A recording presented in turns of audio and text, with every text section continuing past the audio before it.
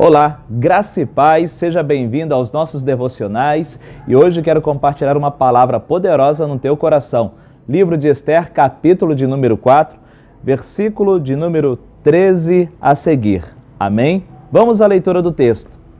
Então lhes disse Mordecai que respondessem a Esther: não imagines que, por estares na casa do rei, só tu escaparás entre todos os judeus.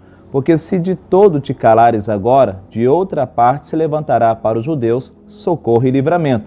Mas tu e a casa de teu pai perecereis. E quem sabe se para conjuntura como esta é que foste elevada a rainha. Então disse Esther que respondesse a Mordecai: vai, junta a todos os judeus que se acharem em Susã e jejuai por mim, e não comais nem bebais por 3 dias, nem de noite nem de dia. Eu e as minhas servas também jejuaremos. Depois irei ter com o rei. Ainda que é contra a lei, se perecer, perecer. Então se foi Mordecai e tudo fez segundo Esther lhe havia ordenado. Amém? Nesse capítulo de número 4, podemos tirar lições valiosas para a nossa vida. O contexto, a história, né? A gente percebe aqui que Mordecai, ele se vestiu de pano de saco, começou a jejuar e orar, e ele saiu para fora do palácio. Uma vez fora do palácio, agora ele não poderia retornar para dentro do palácio vestido de pano de saco. E todo o povo judeu, sabendo das notícias que seriam mortos por causa de um decreto do rei, né? Todos eles ficaram em luto, né? Começaram a orar, começaram a jejuar, né? Pano de saco, né? Diante de Deus, buscando uma resposta. E a decisão que Esther, a rainha Esther, tomou, né? Tudo isso chama muita atenção nesse texto. Amados, nesse texto aqui podemos tirar algumas mensagens valiosas para o nosso coração. Primeiro, a posição de Esther. Lembra que agora Esther é uma rainha em um reino que é um dos maiores reinos durante aquele tempo, durante aquele período, sobre a face da terra. Ela é rainha em uma superpotência, né? Agora, como rainha, ela poderia lavar as mãos, ficar vislumbrada com o poder, com a glória, né? E falar assim: eu não tenho nada a ver com isso. A gente vê isso acontecendo muito, às vezes, com um jogador, um cantor, que de repente tem uma infância onde tinha muito temor de Deus na sua juventude, mas quando veio a fama, o poder, a glória, de repente agora ele se distancia de Deus. Era o momento dele propagar o evangelho, ele ia aproveitar justamente, né, a sua imagem, aproveitar que todos estão olhando para ele e anunciar o evangelho, ele se cala, ou seja, né, ele omite a fé. Amados, mas no caso dela aqui é algo diferente. É interessante, né, como diz a gíria popular, né, alguns falam assim: ema, ema, ema, cada um com seus problemas, e ado, ado, ado, cada um no seu quadrado.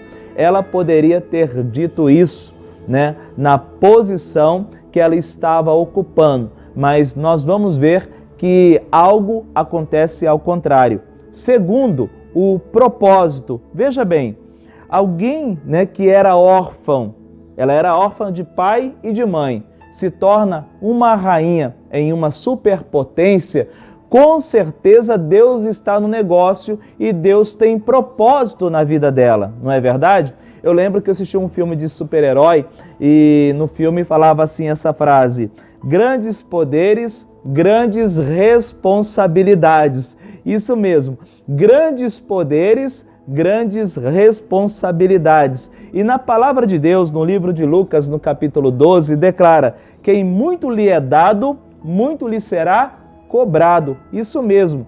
Olha, se você está ocupando uma posição de liderança, se tem um ministério nas tuas mãos, se Deus colocou algo na tua mão, faça isso com muita responsabilidade. Amém?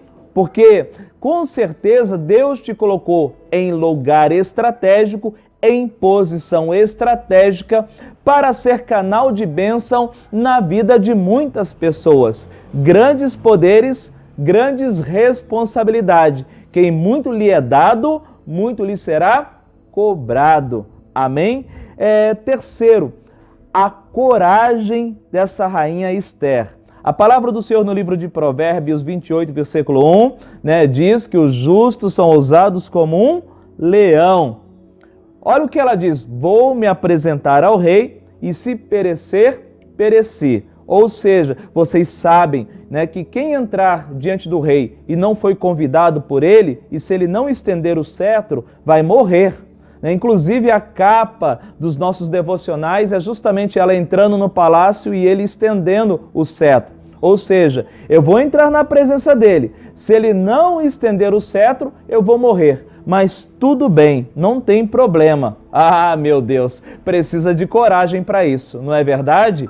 Precisa de coragem. Coragem para fazer a obra de Deus, coragem para cumprir o propósito de Deus. Todos os dias pela manhã precisamos coragem para lutar pelo nosso pão.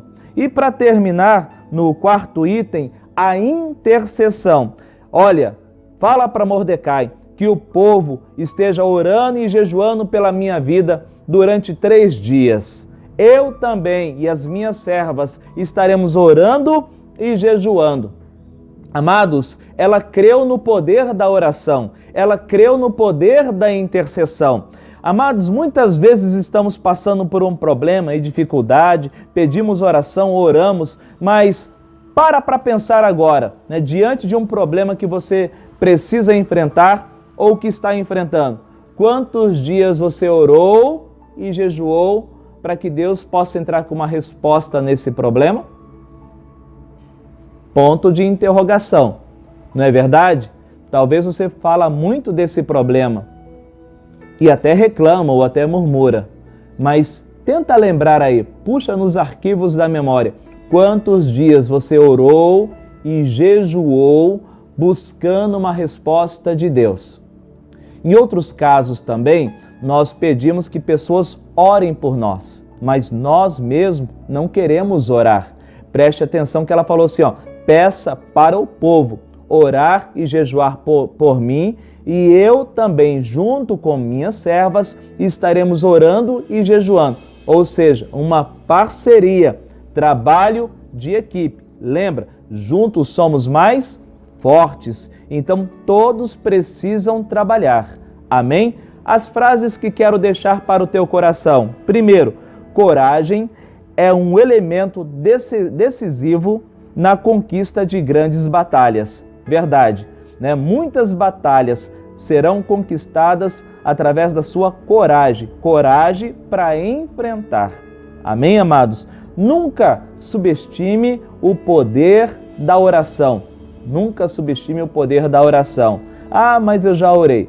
Entenda, aqueles oraram e jejuaram por 3 dias. Às vezes falamos muito de um problema, mas na verdade não oramos para Deus entrar com uma resposta naquele problema.